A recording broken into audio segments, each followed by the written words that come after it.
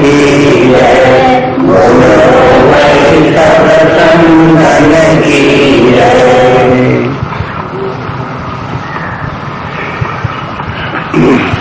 दुआ संख्या 24 के बाद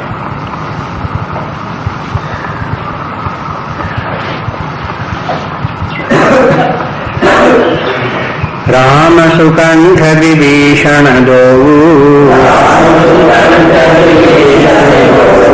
राखे शरण जान सब कोऊ, नाम गरीब अनेक निवाजे, लोक वेद वर विरिध विराजे, राम भालु कप कटक बटोरा, सेतु हेतु श्रम कीन न थोरा, नाम लेत भव सिंधु सुखाही, करहु विचार सुजन मन माही, राम सकुल रण रावण मारा, सीय सहित निज पुर पगुधारा, राजा राम यवदर जुधानी, गावत गुण सुर मुनिवर बानी, सेवक सुमिरत नाम सप्रीति, दिन श्रम प्रबल मोह दल जीती, फिरत स्नेह मगन सुख अपने, नाम प्रसाद सोच नहीं सपने, ब्रह्म राम ते नाम बड़ो बरदायक वरदानी,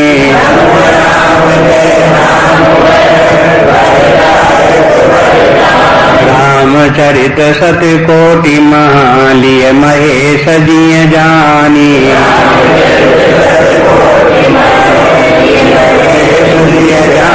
सियावर रामचंद्र की जय, पवन सुत हनुमान की जय, बोलो भाई सब संतन की जय।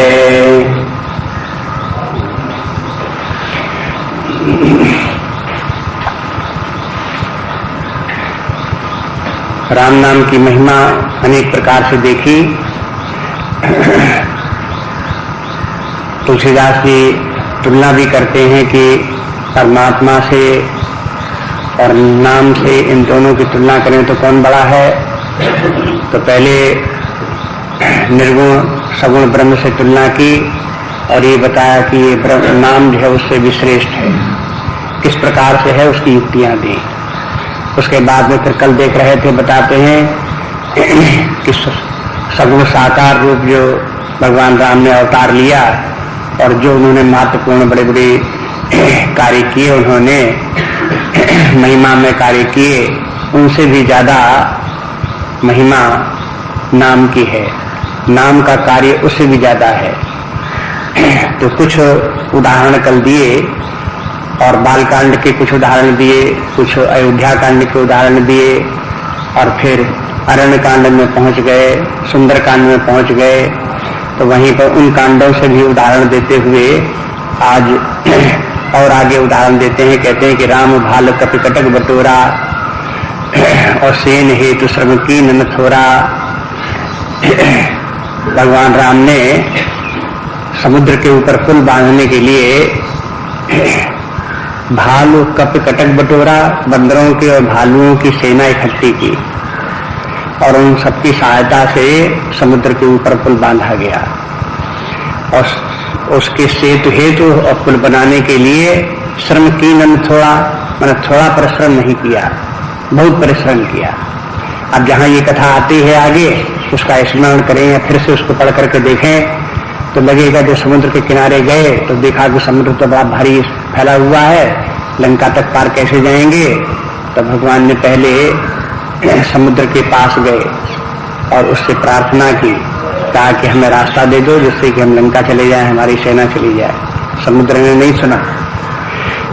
नहीं सुना तो भगवान राम वहीं पर बैठ गए समुद्र के किनारे धरना दे करके।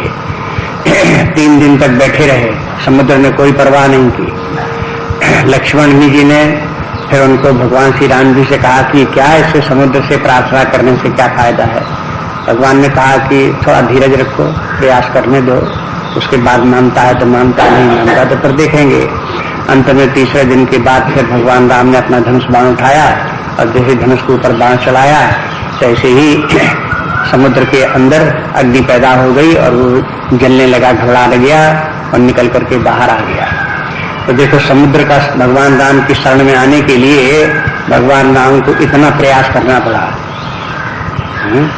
और फिर उसके बाद समुद्र से जब बात हुई तो समुद्र ने कहा, राय उसने दी कि आपके पास इतनी सेना है, आप पुल बना लो, उससे हमारी मर्यादा बनी रहेगी और आपका काम भी बन जाएगा, इसलिए पुल बने।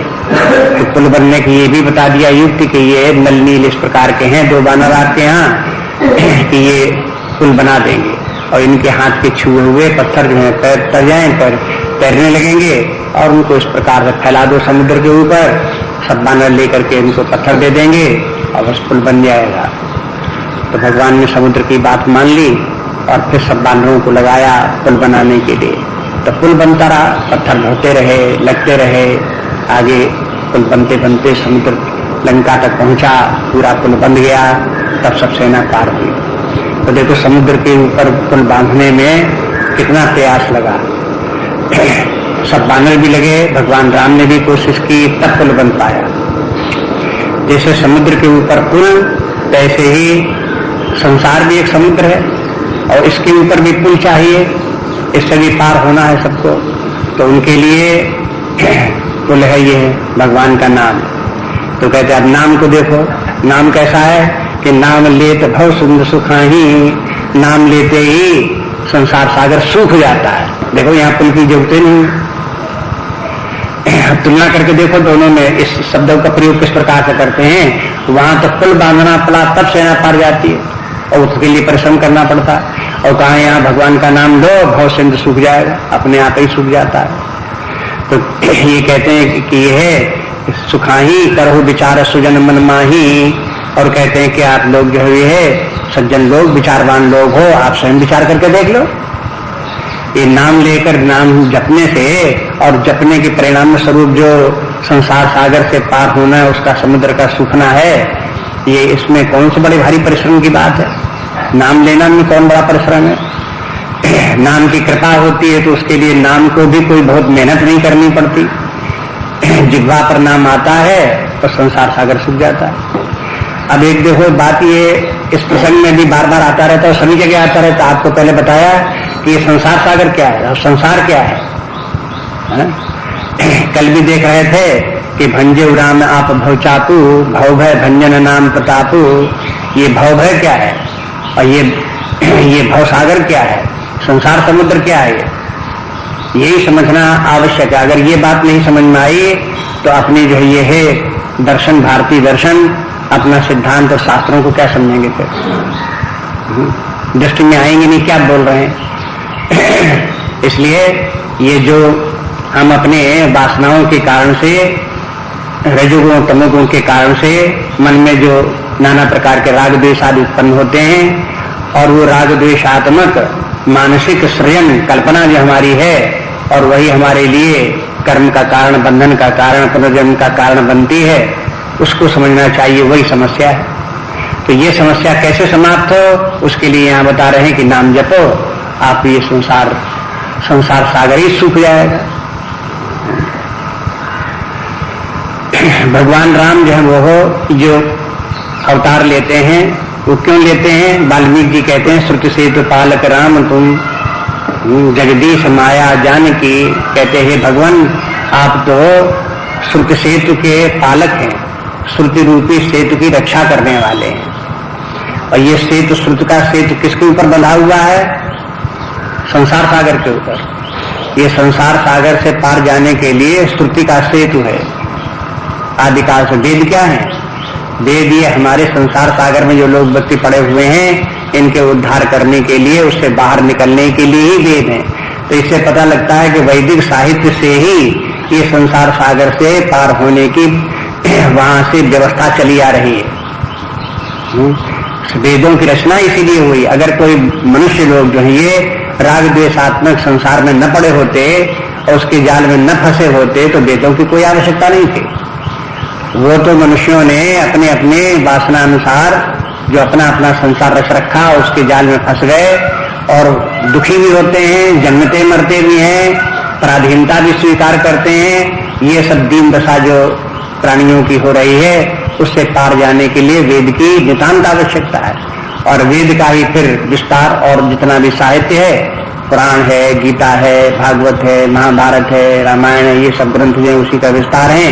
ये भी सब सप्त सेतु हैं, समुद्र से पार, संसार सागर से पार जाने के लिए सेतु हैं। और उन्हीं में से ये राम नाम भी है। और फिर इन शास्त्रों में जितनी भी साधनाएं बताई गई हैं, वो सब सप्त सेतु ही है, उसी में से राम नाम भी उसी में से एक है।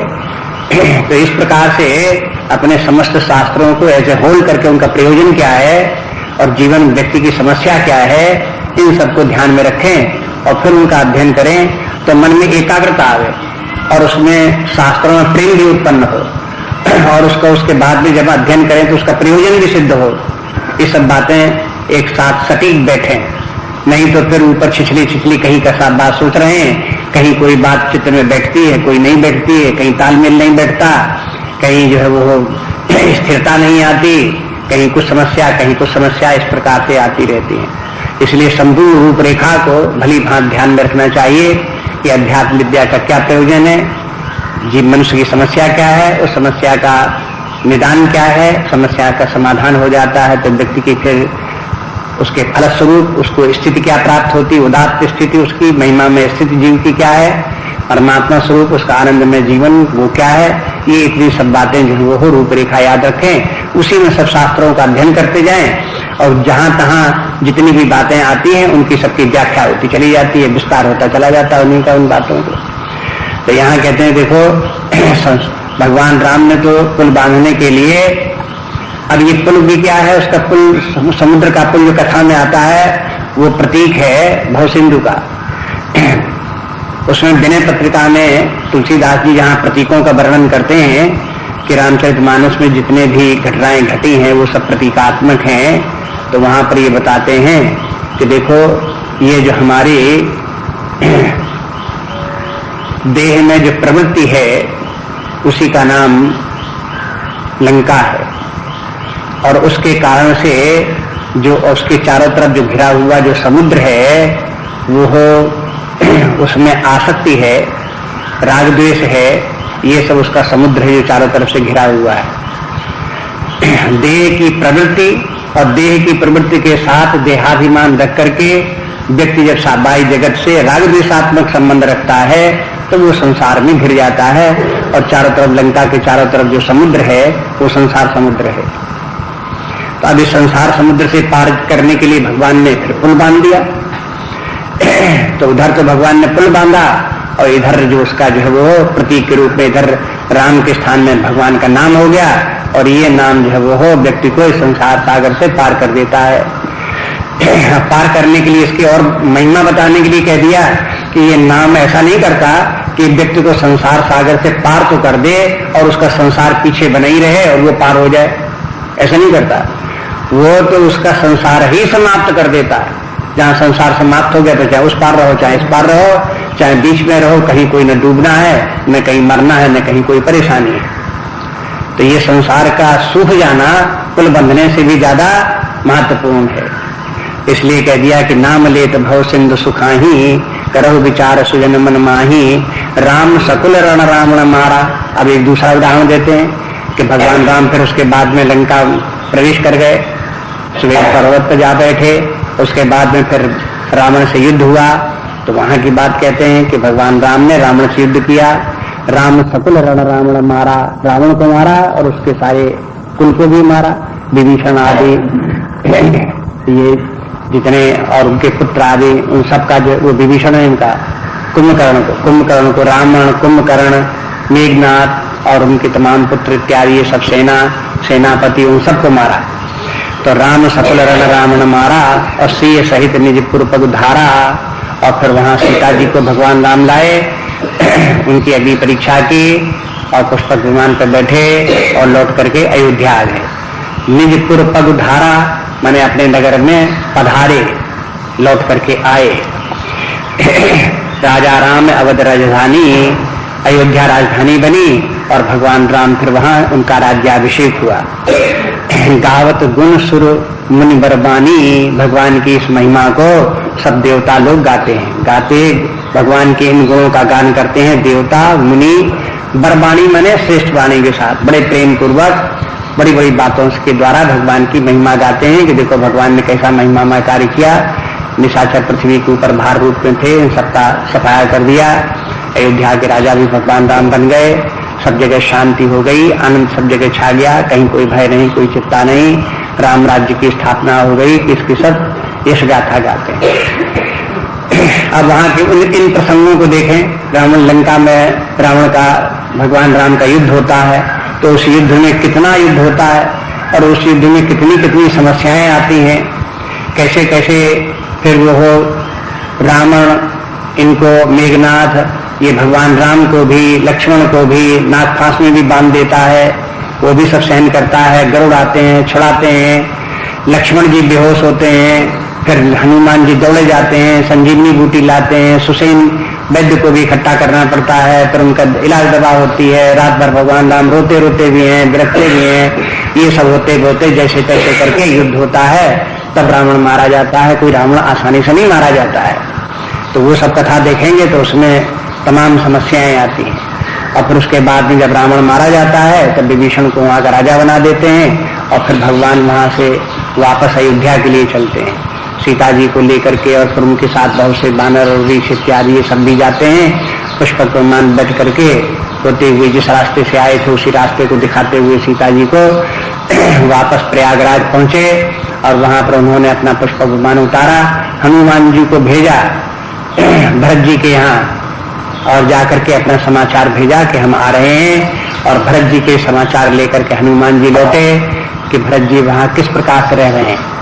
कहीं ऐसा नहीं लौकिक रीति में कि कहीं ऐसा नहीं कि भरत अब इस समय राजा हो गए हों और 14 वर्ष राज्य करते करते हो गए हों तो राज्य सुख भोग की आदत पड़ गई हो और वो अब भगवान राम को वापस आने के लिए वो सोचते हो कि ना हमें तो अच्छा है, अब हम राजा बने रहें, कहीं ऐसा न हो। उसने कैकेयी माता ने भी वरदान 14 वर्ष का इसलिए मांगा कि 14 वर्ष एक लंबी अवध होती है, उतने दिन तक अगर भरत राजा बन गए एक बार तो इनको भी भुला जाएंगे भाई भाई सब और राज्य का सुख इनको प्राप्त हो जाएगा, तो उसी में प्रवृत्त हो जाएंगे, राजा हो जाएंगे। और फिर एक तो वो लौट करके राम वन से आ नहीं पाएंगे, उनकी हिम्मत नहीं पड़ेगी, और दूसरे आ भी गए तो उनको फिर भरत राज्य देंगे नहीं। राम इसी प्रकार से आकर के बिना राजा हुए ही भले अयोध्या में बने रहे, बस ये सब उसकी कल्पनाएं थी। तो उस कल्पनाओं के आधार पर भगवान राम ने भी भरत का पता लगा लिया क्या स्थिति है। जब हनुमान जी ने जाकर उनको बताया कि नहीं वो तो तपस्वी वेश में रह रहे हैं, राज उन्होंने स्वीकार ही नहीं किया, केवल शासन व्यवस्था संभाले हुए हैं लेकिन राजगद्दी पर बैठे नहीं, राजा बने नहीं है, ये सब जाके जब हनुमान जी ने बता दिया तब भगवान राम अयोध्या आए और वहां प्रवेश किया। तो ये सब बातों के संकेत इन 2 पंक्तियों में तुलसीदास ने बता दिया कि तो भगवान राम को रावण के मारने में, अयोध्या में लौटने में, फिर राज सिंहासन पर बैठने में कितनी समस्याएं, कितनी परेशानियां हुई, कितना समय लगा, ये सब उसको देखो। लेकिन ये कहते हैं, अब आगे कहते हैं नाम की बात क्या है, कहते सेवक सुमरत नाम सप्रीति। जो सेवक भक्त लोग हैं ये नाम का जप प्रेम पूर्वक करते हैं, बस कोई और बहुत काम नहीं है। भगवान का सतत नाम जप करना है और प्रेम पूर्वक करना है, और उसमें कौन सी बात करनी है, कौन सा उसमें झंझट करना है, कौन सी परेशानियां उठानी है, कौन मेहनत करनी है, बस इतना ही करते हैं कि सेवक सुमरत नाम सप्रीति और बिन श्रम प्रबल मोह दल जीती। उनको कोई ऐसा परिश्रम नहीं करना पड़ता जैसे भगवान राम को धनुष बाण लिए और युद्ध क्षेत्र में पैतरा बदलें और बार बार बाण मारें, उधर से बाण आवे तो उनको काटें या आकर के कहीं उनके शरीर में लग जाए तो छिद जाए, ऐसा यहाँ क्या होना। यहाँ तो राम नाम से जपो, प्रेम पूर्वक आनंद से जपो और बस जो है ये है बिन श्रम बिना परिश्रम के प्रबल मोह दल जीती, ये मोह का दल अपने भीतर में बैठा हुआ है उसके ऊपर विजय प्राप्त कर लो। अब देखो ये मोह जो है अपने अंदर जो मोह है वो मोह का ही प्रतीक उधर रावण है। ये तो तुलसीदास जी ने स्वयं ही विनय पत्रिका में साफ साफ बता दिया। रावण क्या है, ये हमारे मोह का प्रतीक ही है। तो भगवान राम ने रावण को मारा, इधर हमारे अंदर जो बैठा हुआ जो मोह है शरीर रूपी लंका में मोह रूपी निशाचर बैठा हुआ है, इसको मारने के लिए राम नाम जपो। नाम जपते जपते ये मोह नष्ट होना चाहिए, देहाभिमान नष्ट होना चाहिए, राग द्वेष नष्ट होने चाहिए, ये सब उसके नाम जपने से हो जाएंगे और बिना श्रम के हो जाएंगे। नाम जपने में कौन सा श्रम करना, कोई शारीरिक भाग दौड़ करनी है, कोई धनुष बाण चलाने हैं, कोई अस्त्र शस्त्र चलाने हैं, ये कुछ नहीं करना है। ये केवल नाम जपने मात्र से ही ये सब हो जाएगा। और दूसरी बात ये तुलसीदास एक मोह के साथ में एक विशेषण लगाते हैं कि प्रबल मोह दल जीती। तुलसीदास जी का ये धारणा ये है कि लंका का रावण उतना प्रबल नहीं है जितना कि प्रबल हमारे अंदर बैठा हुआ मोह है। लंका के रावण को जीत लेना फिर भी आसान है, लेकिन जिसके भीतर ही बैठा हुआ हो, अपने ही भीतर बैठा हुआ है वो मोह और हमसे मीठी मीठी बातें कर रहा है और जैसे कहते हैं ये तरीका कि मीठी छुरी से हमको काट रहा है गला, उसको तो समझना ही मुश्किल है। मोह हमारा शत्रु है, यही समझना मुश्किल है और फिर उस मोह को से उसे विजय प्राप्त करना और मुश्किल है। ये मोह इस प्रकार का है कि विजय कोई प्राप्त भी कर ले तो भी ये मरता नहीं। जैसे रावण के सिर काट दे जाते थे, मरता ही नहीं था, ऐसे ही हमारे अंदर बैठा हुआ मोह के सिर काट भी दो इसको, आपको लगेगा कि हमने ये मोह खत्म कर दिया, मोह दूर हो गया, कहाँ मोह है, लेकिन ना, उसका नया सिर निकल आता है। रावण के जैसे सिर काट दो फिर निकल आते हैं, बाहें काट दो तो फिर निकल आते हैं। तो वहां पर ये सब ये क्यों कहना पड़ा वहां रावण के प्रसंग में, जिससे कि व्यक्ति को समझ में आ जाए कि अपने अंदर जो मोह है उसका भी लक्षण ऐसा ही है। ये मत समझ लेना कि हमने एक बार अपने मोह को ध्वस्त कर दिया, मार दिया तो खत्म हो गया, निश्चिंत हो गया, तो फिर उसके हाथ निकल आएंगे, फिर से निकल आएगा, फिर मोह उत्पन्न हो जाएगा। मोह एक और मन में लगता है कि हमने इतनी साधना की, मोह समाप्त हो गया, और दूसरी तरफ वो मोह बना भी रहता है और दूसरा मन ये भी कहता रहता है कि ऐसे मोह में ये कोई हर्ज थोड़ा, इसको ये बना हुआ इतना तो ऐसे तो रहता ही है, ऐसे मोह में क्या हर्ज है। अगर कहीं मोह, परिवार में मोह है, धर्म में मोह है, इस प्रकार से जहां तहां जहां कहीं भी इस प्रकार की आसक्तियां संसार की वस्तुओं में या देह में ही मोह है मान लो, तो वो अपने आप ही अपने भीतर मन अपने आप को समझा लेगा कि अरे इतना तो ऐसे बने ही रहता, हमको मोह थोड़ा ही है, ये तो लग रहा है मोह, कोई मोह नहीं हमको है। दूसरे लोग समझते हैं कि हमको मोह है, लेकिन हमको तो कोई मोह है नहीं। ये जो समस्या इसके अपने भीतर है, ये है, ये जब तक कि साइकोलॉजी ना अपने अंदर समझो कि किस प्रकार से काम करती है, तब तक ये बात समझ में नहीं आती। इसीलिए ये प्रबल है, मरते हुए भी नहीं मरता, हमारा विनाश कर रहा है, पीड़ा पहुंचा रहा है, दुख दे रहा है, तो भी हमें नहीं समझ में आता कि हमको दुख दे रहा है, पीड़ा दे रहा है। संसार में बहुत लोग तो इस मोह को ही बहुत अच्छी चीज समझते हैं, मोह है तो बहुत अच्छा है, और अगर मोह समाप्त हो जाए तो कभी गया, बेकाम हो गया आदमी, काम का नहीं रह गया। परिवार में अगर कोई व्यक्ति अपना मोह छोड़ करके रहे तो लोग बात सब क्या कहेंगे, अरे साहब इनको क्या है, इनको न माया न मोह, बेकार के आदमी। इस डर के मारे वो व्यक्ति जो है वो कुछ न कुछ माया मोह दिखाता रहेगा, बना रहेगा। इसलिए माया मोह बहुत अच्छी चीज है संसार की दृष्टि से, और उसको छोड़ना व्यक्ति को जो है वो छोड़ना ही उसको घातक लगता है। ऐसा लगता है उसको छोड़ देंगे भारी हानि हो जाएगी। तो ये सब ये कैसी कैसी अपने अंदर ये जो प्रवृत्तियां हैं ये इनको विचित्र है। गीता में भी भगवान ने 3 अध्याय में काम को और इनको क्रोध आदि को इनको सबके भवन बताए हैं। इंद्रियां हैं, मन है, अस्याधिष्ठान उच्यते, ये इसके अधिष्ठान है। इंद्रियों में ये वास करता है, मन में वास करता है, बुद्धि में वास करता है, और फिर एक जगह से भगाओ तो दूसरी जगह चला जाता है, दूसरी जगह से भगाओ तो दूसरी जगह चला जाता है, और जगह जगह छिपा रहता है। आप समझो हमने यहाँ से भगा दिया तो भाग गया, तो भागता भागता नहीं है। इसी प्रकार से कहीं न कहीं किसी कोने में चिपका रहता है, बैठा रहता है, और फिर जब हम थोड़ा भगावे में आए, ध्यान उधर से हट गया, तो बस विकराल रूप धारण करके फिर आ जाता है। ये तो ये सब इसलिए कहा कि प्रबल है ये। कहते हैं कि बिन श्रम प्रबल मोह दल जीती। और फिर मोह जो है, जब व्यक्ति में मोह होता है तो मोह के साथ में उसकी सेना भी होती है। जैसे रावण है तो रावण के साथ सेना भी है, रावण भी है तो कुंभकर्ण रूपी अहंकार भी है। जब व्यक्ति में मोह होगा तो उसमें अहंकार भी होगा, स्वार्थ भी होगा,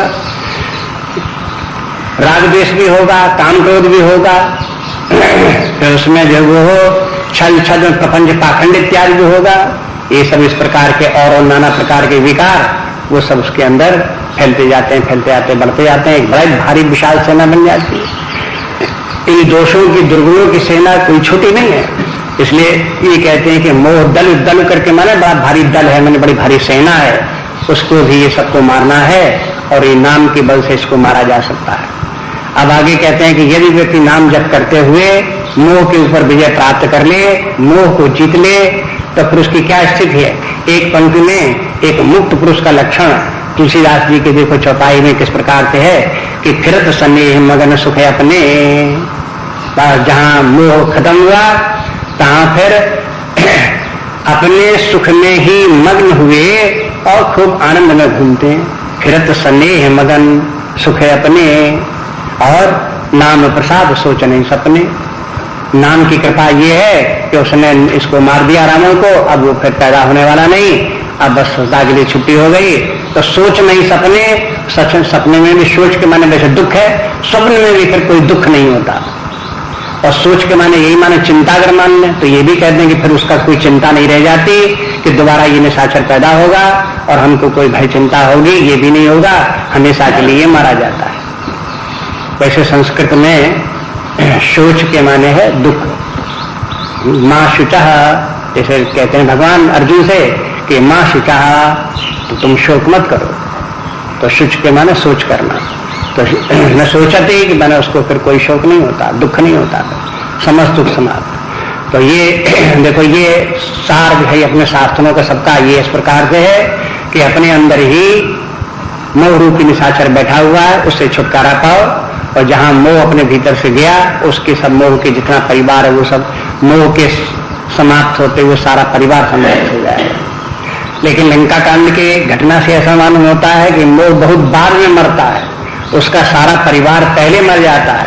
सेनापति सब मर जाते हैं, पुत्र सब मर जाते हैं, भाई भाई सब मर जाते हैं। जब ये सब समाप्त हो जाते हैं तो अंत में जब अकेला मोह रह जाता है तभी मरता है। तो मोह मरने के माने ये है कि उसके जितना सारा परिवार है वो पहले ही मर गया। इसलिए अपने अंदर छिपा हुआ जो मोह है उस मोह से छुटकारा पा गए तो फिर व्यक्ति को न राग है, न द्वेष है, न काम है, न क्रोध है। इस प्रकार की कोई जो है प्रवृत्तियां, कर्म का बंधन भी उसे नहीं है, पुनर्जन्म भी उसे नहीं है। जो संसार के जितने भी संसार जो नाम रूपात्मक संसार या उसका जो है वासनात्मक संसार जो जीव का निर्मित होता है और उस संसार में जो जीव डूब रहा है उससे छुटकारा हो गया और शांति विश्राम हो गई। अब ऐसे व्यक्ति जो मोह से छुटकारा पा गए, काम से छुटकारा पा गए, वे व्यक्ति जो वो हो बस वो उनका जीवन धन्य है। वे फिर अपने बस अपने ही आनंद में मग्न घूमा करते हैं। कहते हैं सुख अपने अपने सुख में। ये अपना सुख कौन सा है? ये अपना सुख आत्मा का सुख है। अपना आत्मा ही अपना स्वरूप है और आत्मा आनंद स्वरूप है। तो उस आनंद की अनुभूति करते हुए सब जगह घूमा करते हैं।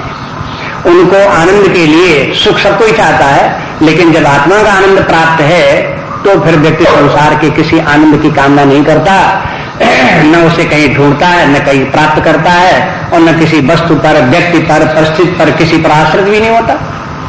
स्वतंत्र करो। ये जीवन का उत्तम रूप है। क्या हो गया? छींक आती तो एक बार आती है, 2 बार कि 25 बार? हम इसलिए बोल रहे हैं कि अब नहीं आएगी। आप रोके नहीं रुकेगी, लेकिन अब रुक जाएगी।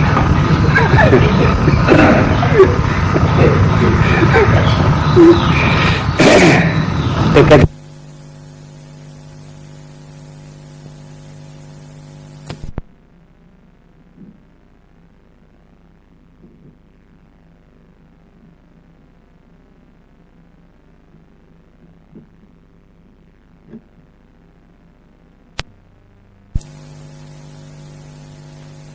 घर है, जहां जहां जाए, जहां जहां रहे, सदा वो अपने घर में ही है और सदा अपने आनंद में ही है।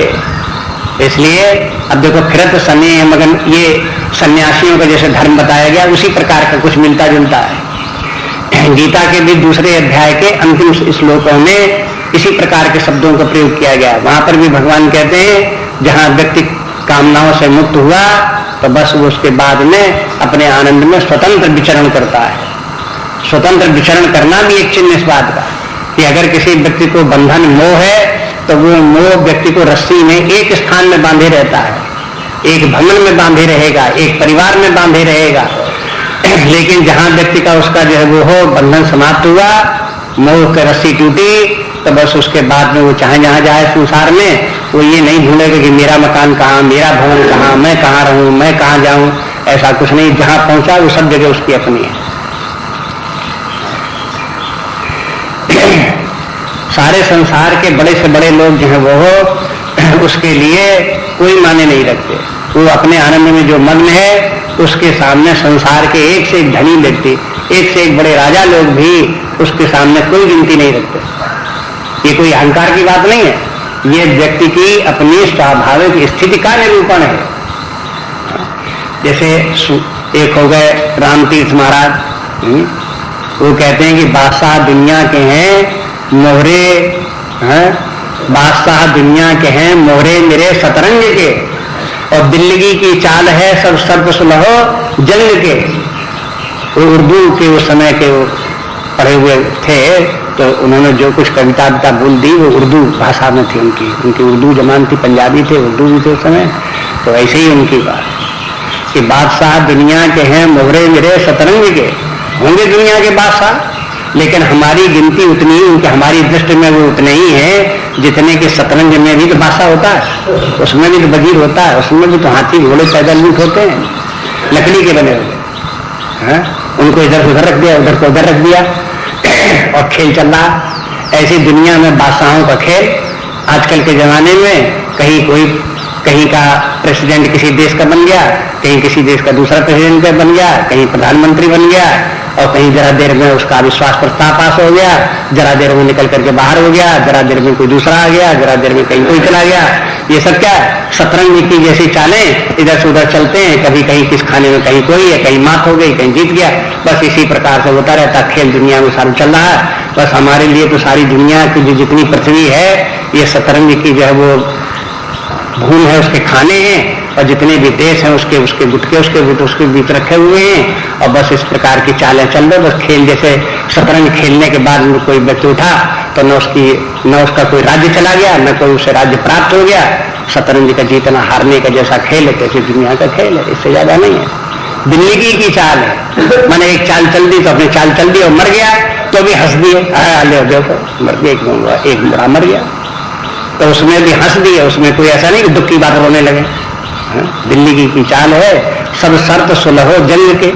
अब उसमें जैसे युद्ध हुआ तो कहीं सुलह हो गई और कहीं लड़ाई हो गई। होगी लड़ाई तो लड़ाई हो जाए तो क्या है, सुलह हो गए तो सुलह हो गई तो क्या है, सब दोनों बराबर है।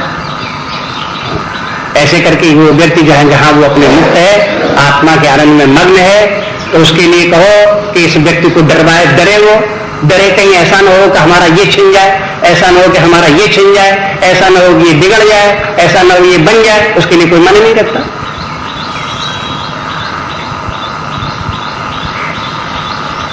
कोई तात्पर्य से नहीं। इसलिए कहते हैं कि फिरत स्नेह मगन सुख, अपने स्नेह में मग्न, अपने आनंद में मग्न घूम रहे हैं।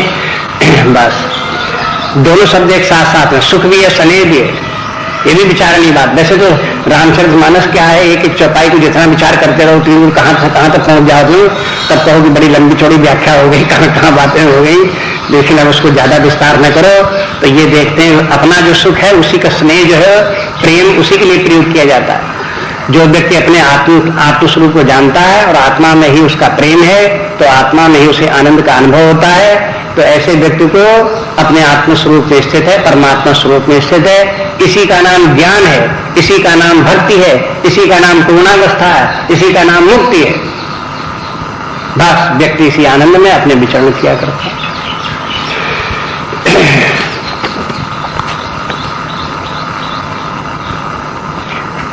ब्रह्म राम ते नाम बरदायक बरदाने।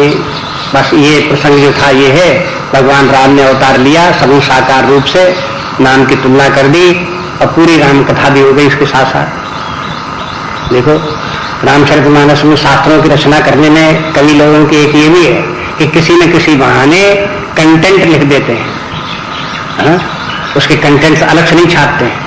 जो उसमें ग्रंथ जैसे आजकल होते हैं तो उनकी विषय सूची अलग से लिखी जाती है, ये कभी लोग विषय सूची उसी में कर देते हैं कि मैंने इस कथा में क्या क्या है, वो सब शुरू से लेकर आखिर तक के जो मुख्य टॉपिक हैं उन सब का उल्लेख भी हो गया, बता दिया इस प्रकार। पूरी कथा अंत में भगवान राम अयोध्या में आ गए, राज सिंहासन के ऊपर बैठ गए, राम राज्य की स्थापना हो गई, कथा पूरी हो गई। तब तुलना हो गई कि ब्रह्म राम ते नाम बड़। इस प्रकार से ब्रह्म से और राम से भी नाम बड़ा है। ब्रह्म के माने निर्गुण निराकार ब्रह्म, निर्गुण और निराकार सगुण ब्रह्म, वो तो ब्रह्म हो गया। ब्रह्म के दो प्रकार के बता दिए, एक ब्रह्म निर्गुण ब्रह्म और दूसरा सगुण ब्रह्म। तो निर्गुण सगुण ब्रह्म से भी नाम श्रेष्ठ। और जब राम शब्द बोला किसके लिए बोला, ये अवतार के लिए बोला, दशरथ नंदन रघुनंदन राम, उनसे भी ये नाम बड़ा हो गया। तो इस प्रकार से नाम जो है वो हो परमात्मा के जितने भी रूप हैं उन सब रूपों से भी ये नाम उनसे भी श्रेष्ठ है। इसकी महिमा ज्यादा है, इसके कार्य ज्यादा है, प्रभाव ज्यादा है इसका। इसलिए ये कहते हैं कि भगवान जब आएंगे तब आएंगे, उनकी कृपा जब होगी तब होगी। ये नाम तो सहज सुलभ है और सबको प्राप्त है, इसलिए पहले इसी की शरण में जाना चाहिए और नाम ही जप करना चाहिए। ये नाम फिर जब वो सगुण ब्रह्म की भी उपलब्धि करा देगा, निर्गुण ब्रह्म की भी उपलब्ध करा देगा, भगवान का दर्शन भी करा देगा, भगवान के निर्गुण ब्रह्म का निराकार रूप का सर्वत्र व्याप्त चैतन्य के भी अनुभव करा देगा और उसके साथ तादात्म्य भी करा देगा, भक्ति भी प्राप्त करा देगा, ज्ञान भी प्राप्त करा देगा।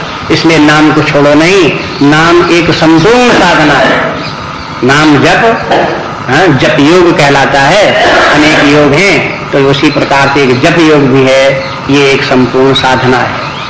और कलयुग में तो ये जप योग तुलसीदास के अनुसार एक ये साधना, इसके अतिरिक्त कोई दूसरी साधना फलवती है ही नहीं। यही एक साधना है जिसके की बल पर व्यक्ति अपने आध्यात्मिक उपलब्धियां प्राप्त कर सकता है, इसलिए जपना चाहिए। और इसको बोलने वाले बताने वाले तुलसीदास जी हैं, जो स्वयं इसके भुक्त भोगी हैं, स्वयं उन्होंने अनुभव किया है, नाम जपा है और ये सब सिद्धियां उपलब्धियां पूर्णताएं उन्होंने अपने आप प्राप्त की हैं। ये बीच बीच में संकेत भी उन्होंने कर दिया। इसलिए जो व्यक्ति अपना अनुभव बता रहा है उसके ऊपर श्रद्धा रखनी चाहिए और उसी प्रकार से वैसे ही साधना करनी चाहिए। इसलिए कहते हैं राम ब्रह्म राम ते नाम बरदायक बरदानी। एक बात और देखो आगे तुलसीदास जी जीवन में कहते हैं ये बरदायक को भी बरदानी है, माने जो लोग वर देने में समर्थ हैं उनको भी ये नाम वरदान देता है। वरदायक कौन है आप जानते हो, रावण ने तपस्या की, किसने वर दिया? ब्रह्मा जी आ गए, शंकर जी आ गए, इन लोगों ने वरदान दिया। तो ये त्रिदेव जो है वरदान देने वाले देवता हैं, ब्रह्मा विष्णु महेश। इनकी जो उपासना करता है ये वरदान देने में समर्थ है। इनमें इतनी शक्ति है कि किसी को इनकी आराधना करे तो ये वरदान दे सकते हैं, जैसा कह देंगे वैसे ही होगा, तो ये वरदान है। लेकिन ये ब्रह्मा विष्णु महेश भी ये भी क्या करते हैं, ये नाम ये भी जपते हैं जिससे कि इनको वर देने की सामर्थ्य आवे और वो भी जो वरदान मांगना चाहें वो प्राप्त हो सके इनको। अब देखो शंकर जी भी जो है वो भगवान का नाम जपते हैं, क्यों नाम जपते हैं? इसलिए जपते हैं कि भगवान की भक्ति प्राप्त हो।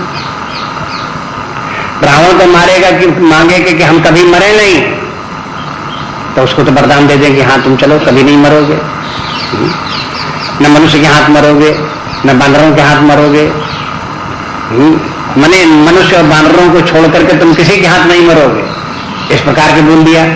लेकिन अब भक्ति तो उसने मांगी नहीं। अब शंकर जी जो है क्या चाहते हैं कि निरंतर भगवान का स्मरण बना रहे, उनकी भक्ति सदा बनी रहे, भक्ति न जाए। तब ये कैसे उनको प्राप्त हो ये वरदान? कहते हैं जब नाम जपेंगे तो नाम के बल से उनको ये वरदान प्राप्त होगा। इसलिए भगवान शंकर जी राम राम जपते रहते हैं। तो कहते हैं वरदायक वरदान, जो वर देने वाले हैं वो तक जपते रहते हैं। अब जब शंकर जी जैसे लोग वर देने में समर्थ हैं वो भी जब नाम जपते हैं तो हमको क्या करना चाहिए कि हम उनसे भी ज्यादा अपने आप को समझें कि हमको क्या, हम तो उनसे भी ज्यादा श्रेष्ठ हैं, हमें कौन नाम जपने की जरूरत है? ऐसे थोड़े। अपनी स्थिति को देखें कि हमारी स्थिति कहाँ है, हम किस प्रकार संसार सागर में लिप्त हैं, पड़े हुए हैं, कैसी दीन दशा हमारी है। इससे उद्धार होने के लिए हमको तो नाम जपना ही चाहिए, इस नाम को हम भूले नहीं। इसलिए कहते हैं वरदायक वरदानी और रामचरित्र शतकोट मान लिए महेश जिय जानी। और एक और कथा सुना दी वैसे तुलसीदास जी ने। तुलसीदास जी पुराणों की जो बड़ी बड़ी कथाएं हैं उनको थोड़े से शब्दों में बोल देते हैं, बस वो पूरी कथाएं सुनाते नहीं है। अब ये क्या कथा है? अन्यत्र कहीं देखो, कहीं न कहीं किसी पुराण में ये कथा होगी, ये रामचरित्र शतकोट मां लिए महेश जिय जान। एक कथा आती है इस प्रकार से कि वाल्मीकि जी ने जो रामायण लिखी वो रामायण शतकोट रामायण कहलाती है, ओरिजिनल जो रामायण है। अब जो वाल्मीकि रामायण है वो उसी का एब्रीविएशन, छोटा गुटका छोटा रूप उसका जो है वो, नहीं तो उसमें 7 कोटि उसमें जो है श्लोक हैं। ऐसा विशाल बड़ा भारी ग्रंथ तैयार किया। शतकोट रामायण बहुत प्रसिद्ध है, जगह जगह पुराणों में भी इसका नाम आता है, कई स्थानों में इसका नाम आता है। तुलसीदास जी भी शतकोट रामायण का उल्लेख करते रहते हैं। तो शतकोट रामायण वाल्मीकि जी की ओरिजिनल रामायण है, जिसमें कि सब पूरी जितनी उन्होंने रचना की थी वो सब उसमें विद्यमान है। जब वो सब रामायण तैयार हो गई तो वाल्मीकि जी ने वो रामायण को सुनाई, तो सब लोगों ने उस रामायण को, तीनों लोकों के लोगों ने उस रामायण को सुना। देवताओं ने भी, ब्रह्मा विष्णु महेश ने भी सुना। तो फिर उसके बाद में ये बात हुई कि वाल्मीकि जी ने बहुत अच्छी रामायण लिखी है, ये हमको भी मिलनी चाहिए। दूसरे ने कहा हमको भी मिलनी चाहिए, एक ने कहा हमको भी मिलनी चाहिए। तो फिर वाल्मीकि रामायण के, शतकोट रामायण के विभाजन हुए और बंटवारे हुए, बांट दी गई। जिसको जितना अच्छा हिस्सा अच्छा लगा, जिसको जो लगा उसको जो दे दी गई रामायण। तो रामायण बटी, बटते बटते सब बट गई। जब बट गई तो उसके बाद में एक श्लोक बाकी बच गया जो बटा नहीं। 3 हिस्से में बांटे, जैसे कोई 100 मान लो श्लोक हो और फिर 3 भागों में बांटो तो कितने बटेंगे? निहारी में तो बटेंगे, एक बाकी बचेगा। तो जब एक बाकी बच गया तो जितने श्लोक थे पूरी संख्या में थे शतकोट रामायण के, सब बट गए 3 भागों में। तो फिर एक श्लोक बच गया। जब श्लोक बच गया तो उस श्लोक में जितने शब्द थे कहा आप शब्द बांट लो, श्लोक नहीं शब्द बांट लो। शब्द भी बांटे गए तो शब्द बांट लिए गए, तो भी उसमें 2 शब्द बच गए, और वो जो 2 शब्द बच गए वो राम थे शब्द। तो शंकर जी ने कहा तुम सब बांट लो, बस रा और माँ जो 2 शब्द जो हैं ये अक्षर जो हैं ये हमको दो, एक ही शब्द हमसे, इससे हमारा काम चल जाएगा बस। तो माने शतकोट रामायण इतनी विशाल, लेकिन उसका सबका सार क्या? रा और माँ करके जो 2 अक्षर हैं उनसे बना हुआ जो शब्द है, बस उनका सबका सार यही है। और तो शंकर जी ने उसे सेलेक्ट किया अपने लिए, माने बहुत चतुरता के साथ में। ये देखा गया कि इतनी बड़ी रामायण, अब जैसे रामायण इतनी बड़ी होती चली जाती है, रोज रोज पाठ करते हैं, बोलते चले जाते हैं, बरसों बरसों चलती है। अब इस प्रकार की बड़ी विस्तार है, लेकिन उसमें उसका सबका सार क्या है? सार है बस राम। इसलिए कि रामचरित्र शतकोटि महा लिए महेश दिए जान। महेश दिए जान क्या लिया? कि नाम को ले लिया, उसी में जो भगवान का राम का नाम है वो उन्होंने स्वीकार कर लिया।